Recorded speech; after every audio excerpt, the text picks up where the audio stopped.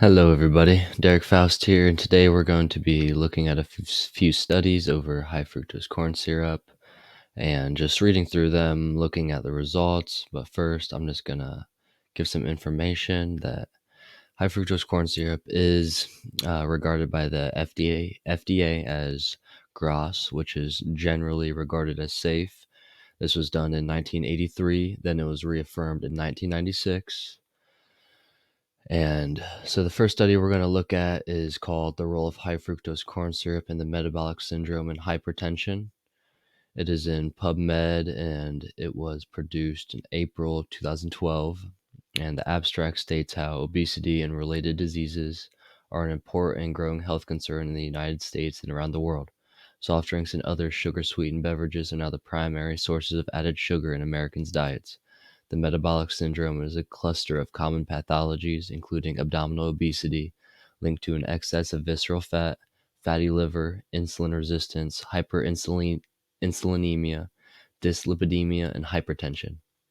Trends in all of these alterations are related to the consumption of dietary fructose and the introduction of high fructose corn syrup as a sweetener in soft drinks and other foods. Experimental and clinical evidence suggests a progressive association between high fructose corn syrup consumption, obesity, and other injury processes. However, experimental high fructose corn syrup consumption seems to produce some of the changes associated with metabolic syndrome even without increasing the body weight. So metabolic damage associated with high fructose corn syrup probably is not limited to the obesity pathway mechanisms.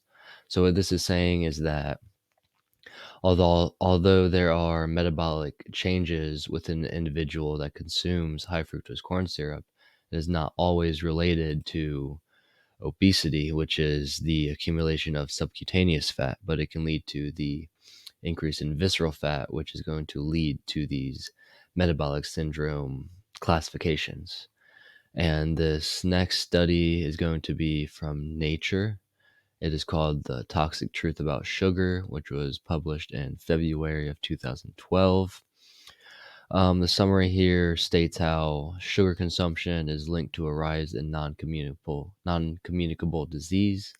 Sugar effects on the body can be similar to those of alcohol, which means that fructose in these levels can cause what is deemed non-alcoholic fatty liver disease, which is when the liver starts becoming fatty and non-functioning due to the effects of the fructose compared to the alcohol causing inflammation and fatty accumulation of the liver. It also says regulation could include tax, limiting sales during school hours, and placing age limits on purchase.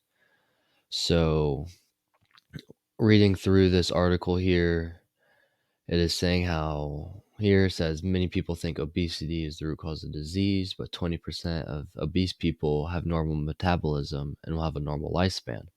But up to 40% of normal weight people develop the diseases that constitute the metabolic syndrome, which is diabetes, hypertension, lipid problems, cardiovascular disease, and the non alcoholic fatty liver disease. So, obesity is not the cause, rather, it is just a marker for metabolic dysfunction, which is even more prevalent than obesity.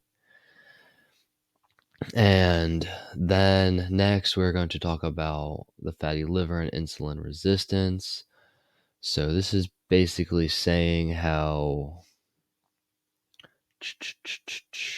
no, it's not a very good one. We're going to move on to a study which is called Fructose and Insulin Resistance and Metabolic Dyslipidemia. So in this study, some of the concluding remarks are the alarming increase in fructose consumption may be an important contributor to the epidemic of obesity and insulin-resistant diabetes in both pediatric and adult populations. For thousands of years, the human diet contained a relatively small amount of naturally occurring fructose from fruits and other complex foods. Adaptation of humans to a high glucose, low fructose diet has meant that hepatic carbohydrate metabolism is designed to actively metabolize glucose with a limited capacity for metabolizing a small daily intake of fructose. The increasing application of high fructose sweeteners over the past few decades has resulted in considerable rise in the dietary intake of fructose. A high flux of fructose to the liver, the main organ capable of metabolizing this simple carbohydrate, disrupts normal hepatic carbohydrate metabolism, leading to two major consequences, which are damage to the glucose metabolism and glucose uptake pathways in a significantly enhanced rate of de novo lipogenesis and triglyceride synthesis, which is driven by the high influx of products created by the liver from the triglyceride molecules. And these metabolic disturbances appear to underlie the induction of insulin resistance commonly observed with high fructose feeding in both humans and animal models.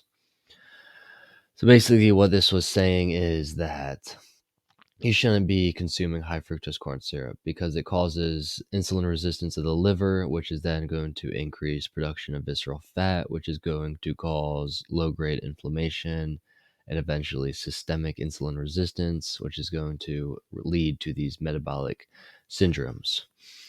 And not only is this terrible in our physiology, but here's another study published in January 26, 2009, which is called Mercury from Chloralkali Plants Measured Concentrations in Food Product Sugar. So, mercury cell chloralkali products are used to produce thousands of other products, including food ingredients such as citric acid, sodium benzoate, and high fructose corn syrup. High fructose corn syrup is used in food products to enhance the shelf life. A pilot study was conducted to determine if high fructose corn syrup contains mercury, a toxic metal historically used as an antimicrobial. High fructose corn syrup samples were collected from 3 different manufacturers and analyzed for total mercury. Samples were found to contain levels of mercury ranging from below a detection limit of 0.005 to 0.5270 micrograms mercury per gram of high fructose corn syrup. Average daily consumption of high fructose corn syrup is about 50 grams per person in the United States. With respect to total mercury exposure, it may be necessary to account for the source of mercury in the diet of children in sensitive populations.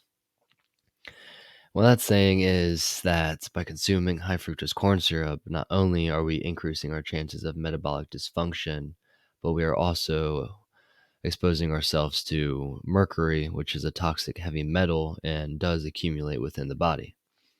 So we're going to find these high fructose corn syrup foods and a lot of foods that are processed and sitting on the shelf in packaging, which should be avoided anyway. There's 2 types of high fructose corn syrup that are approved by the FDA as generally regarded as safe, which is 42% and 55%.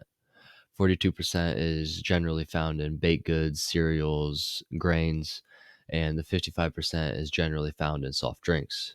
And these are foods we do not want to be consuming in the first place. They're not beneficial for the human body whatsoever. They are anti-foods, which are going to pull or leach minerals from our body. So that's going to make us further mineral deficient. And it's just something we want to avoid. So go for foods that have naturally occurring sugars, such as fruits and complex carbs and naturally occurring honey. So local honey if you can, but definitely get a whole natural honey source. You don't want to get any filtered or modified honey of any type. So just get what's the most natural.